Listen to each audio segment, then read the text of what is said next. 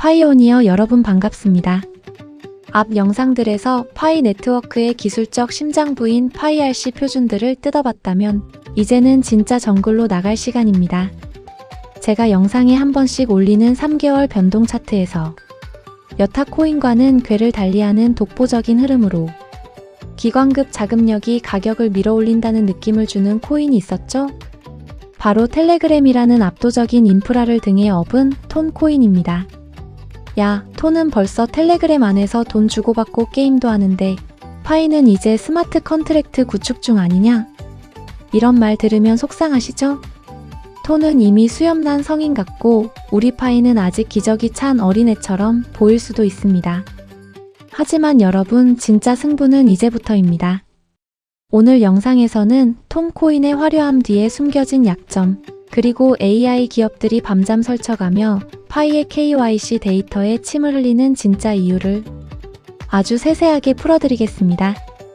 먼저 우리 라이벌 톤 코인부터 제대로 알아볼게요. 톤은 한마디로 금수저입니다. 전 세계 9억 명이 쓰는 텔레그램에 파벨 두로프 형제가 만들었으니까요. 톤 코인은 거대 메신저 플랫폼의 사용자 기반을 활용하여 급진적이고 공격적으로 금융 도구화를 시도하고 있습니다. 파이코인이 엄격한 신원 인증을 통해 오염되지 않은 인간 네트워크를 구축하는 것과는 뚜렷한 대조를 보이죠. 텔레그램이라는 9억 명의 활성 사용자를 보유한 플랫폼을 기반으로 금수저와 같은 태생적 이점을 누리며 성장해왔습니다. 기술적으로는 포스 지분 증명 방식을 채택하고 있으나 초기에 코인을 나누어 줄 때 운영진이 독점하지 않았습니다. 기버 컨트랙트라는 스마트 계약 창고에 코인을 넣어두고 누구나 비트코인처럼 컴퓨터 연산을 통해 코인을 직접 캐갈 수 있게 했습니다. 파워 작업 증명과 유사한 연산 보상 방식을 도입하여 중앙 집중화된 독점을 방지하려 노력한 거죠. 2022년에 이미 기버 컨트랙트를 통한 물량 배분이 종료되면서 톤은 완전한 포스 전환을 마쳤으며 2026년 현재는 AI 비서가 텔레그램 메시지를 분석하여 자산 매입을 권유하는 수준이 고도화된 금융 서비스를 제공하고 있습니다. 여기서 잠시 지분 증명과 작업 증명을 간단하게 정의하고 가볼게요. 블록체인 세상에서 코인을 받는 규칙은 크게 두 가지로 나뉩니다. 파워 작업 증명은 비트코인처럼 엄청난 성능의 컴퓨터를 24시간 돌려 어려운 수학 문제를 푸는 방식입니다. 이와 다른 포스 지분 증명은 이더리움처럼 내가 가진 코인을 금고에 스테이킹하고 그 대가로 이자처럼 코인을 받는 방식입니다. 그렇다면 우리가 최고라는 파이코인은 어떤 방식일까요? 결론부터 말씀드리면 지분 증명의 장점을 흡수한 하이브리드 모델에 가깝습니다. 현재 파이는 2차 마이그레이션 이후 채굴량이 줄어들면서 온체인 락업이 필수인 시대가 되었습니다. 내 코인을 묶어두고 추가 보상을 받는 것은 전형적인 지분 증명의 원리와 똑같습니다. 그리고 노드도 초기 투자가 필요하니 지분이죠. 거기에 더해 5월 18일 이후 열리게 될 파이덱스에 파이를 맡겨서 이자를 받게 되면 하이브리드형 지분 증명이라고 볼 수 있습니다. 이미 성숙 단계에 접어든 톤은 텔레그램 안에서 지갑이 돌아갑니다. 친구랑 채팅하다가 야, 아까 커피값 보낼게 하고 톤을 쏴주면 끝납니다. 파이가 이제 막 초등학교 입학해서 가나다라 배우고 있다면 톤은 이미 대기업 과장 달고 업무 보는 느낌인 거죠. 하지만 톤은 치명적인 약점이 있습니다. 톤은 익명성의 상징인 텔레그램 기반입니다. 이게 장점 같지만 블록체인 생태계에서는 독이 되기도 합니다. 수억 개의 계정 중 진짜 사람이 몇 명일까요? 소위 말하는 봇들이 판을 칩니다. 햄스터 콤백 같은 게임에 수억 명이 몰렸지만 그중 상당수가 가짜 계정이라는 의심을 받죠. 실제 데이터에 따르면 특정 에어드랍 이벤트 종료 후 톤 네트워크의 1일 활성 지갑 수가 147만 개에서 약 5만 2천 개로 65% 이상 급감하는 현상이 관찰되었습니다.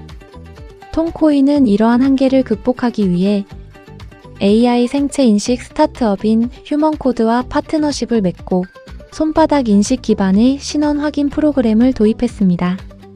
하지만 규제적 관점에서 텔레그램이라는 특정 기업의 영향력이 지나치게 크다는 점은 여전히 증권성 리스크를 해소하지 못하는 원인이 되고 있죠.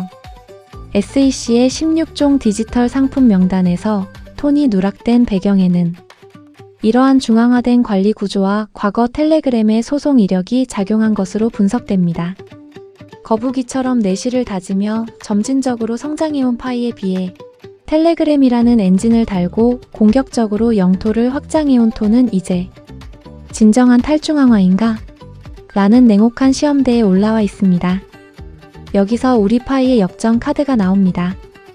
파이는 느리지만 1770만 명의 실명 인증된 진짜 인간을 모았습니다. 이게 왜 무서운 건지 AI 시대를 예로 들어 설명해 드릴게요.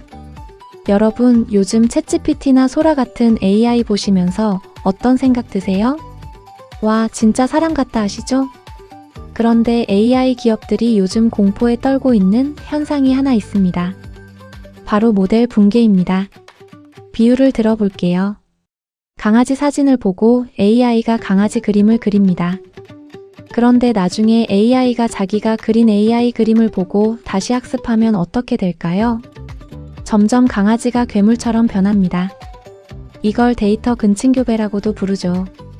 AI가 지능을 유지하려면 반드시 진짜 인간이 만들고 검증한 깨끗한 데이터가 필요합니다. 그런데 지금 인터넷은 AI가 쓴 가짜 글과 그림으로 오염되고 있어요. 1770만 명의 KYC 유저는 전 세계 230개국에 퍼져 있는 검증된 인간입니다. 이들이 앱에서 활동하고 채팅하고 거래하는 데이터는 AI 기업들에게는 오염되지 않은 순수한 석유와 같습니다. 샘 올트먼의 월드코인이 왜 사람들 눈을 스캔하러 돌아다닐까요? 너 진짜 사람 맞지? 를 확인하기 위해서입니다. 파이는 이미 전 세계에서 가장 큰 규모로 이 인증을 끝냈습니다. 상상해보세요. 구글이나 오픈 AI가 우리 AI를 교육할 진짜 사람 데이터가 필요한데 파이 유저들에게 파이코인을 보상으로 주고 데이터를 사올까? 라고 제안하는 날, 파이의 가치는 어떻게 될까요? 이게 바로 파이가 톤보다 느리게 가면서도 신뢰라는 거대한 성벽을 쌓은 이유입니다.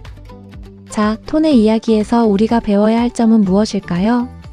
전략적인 관점에서 분석해보자면 싸움이나 경쟁이 꼭 누가 져야만 승패가 결정된다는 법은 없다고 생각해요. 다 같이 이기는 것도 이기는 거죠. 파이 네트워크는 자사의 신원 인증 기술을 외부 기업에 서비스 형태로 제공할 계획입니다. 톤코인과 파이코인이 제휴해서 텔레그램 생태계와 신원 인증 기술을 서로 교환한다면 어떨까요? KYC 인증한 톤코인 이용자와 파이코인 이용자가 텔레그램 생태계를 공유하는 거죠. 서로의 생태계가 확장되고 텔레그램의 고질적인 가짜 계정 문제가 해소될 수 있습니다. 두 코인 모두 고 투 더 문을 외칠 수 있지 않을까요? 파이오니어 여러분, 우리는 결국 같이 이길 것입니다. 미래를 준비하는 여러분의 노드가 오늘도 힘차게 돌아가기를 응원하며 다음 영상에서 다시 찾아뵙겠습니다. 구독과 좋아요는 파이오니어 분들의 의리입니다. 감사합니다.